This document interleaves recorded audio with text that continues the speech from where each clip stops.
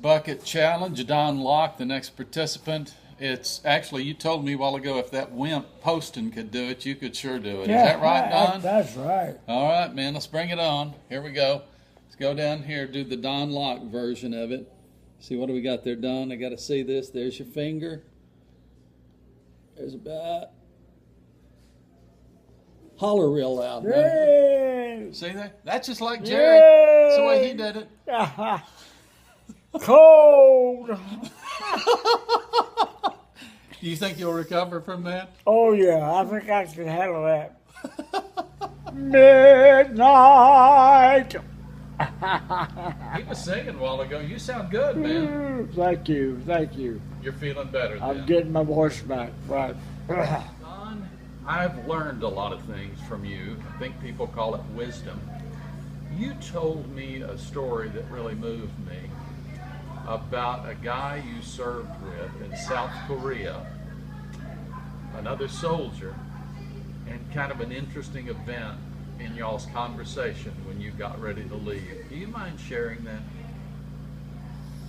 Well, his name was John Smith. He was a black man from Columbus, Ohio.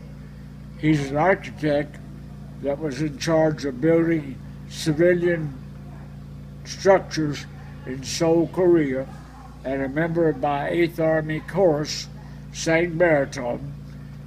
And he was stationed right across the street from the 8th Army Band headquarters where I was. And the day that I got ready to get in the Jeep to go to Incheon to catch a boat back to America after 16 months, he came over across the street and shook my hand and said, "Don, we're going to miss you." And I looked at him, I said, "John,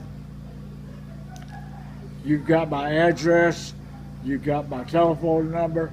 If you decide to get down to Winter Haven, Florida at any time and call me and we can go get a cup of coffee and reminisce a while." He started to laugh. And I looked at him kind of funny, and I thought, "John, what are you laughing for?" And he kept laughing. And he said, "Well, Don," he says, "I know you mean that. We've been all over the Far East together with a bunch of other people eating dinner and having fun and all sorts of things.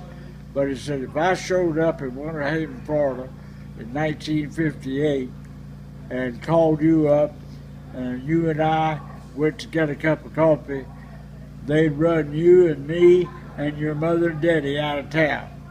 Ain't that right?" And I looked at him and I said, "John, you're breaking my heart, but you're right.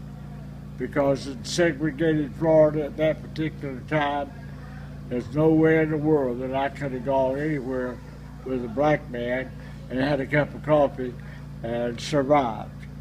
And he looked at me and he kind of grinned and he said, "I tell you what, you got my number in Columbus, Ohio. Why don't you call me if you ever get up there, and we'll do the same thing up there." And it broke my heart. It really did. It broke my heart.